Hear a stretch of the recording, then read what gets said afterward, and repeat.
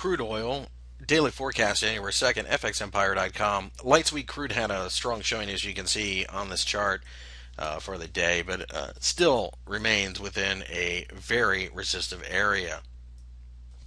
Because of this, we have a hard time buying this market, and we do also recognize the fact that demand simply isn't out there. This is more or less a reaction to the somewhat positive news that it looks like some type of deal is being worked out in Washington involving the fiscal cliff talks. However, we are technically going to see the United States fall off of that cliff because the deal will not be signed before January 1st.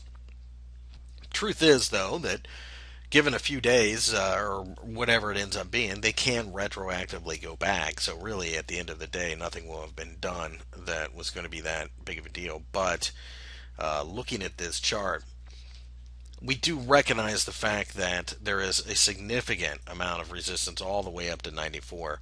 So it's very difficult for us to buy this market. In fact, we think that any type of weak candle will be a welcome signal to start selling.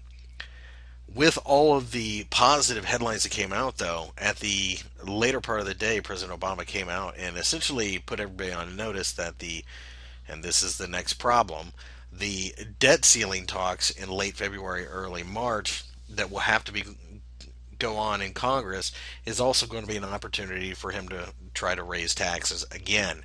It's never good for an economy.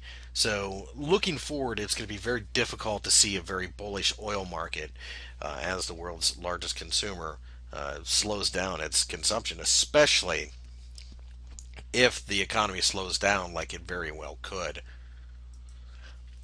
Looking at the Brent markets, you can see that we're essentially at the top of, we're not quite there, we're hanging around the $11 mark, or $111 mark, but we're essentially at the top of this consolidation area. And that being said, it's very difficult to buy this market. The demand just isn't there. And we believe that 112 is going to be significant resistance based upon price action that we've seen lately. However, having said that, you can definitely see the pressure's been building to the upside. So if we break out of this, we could go as high as 116, but there's so much noise above based upon previous action that it's just not a market we like right now to be involved with either way. Waiting to see what the market does at the 112 handle will be crucial.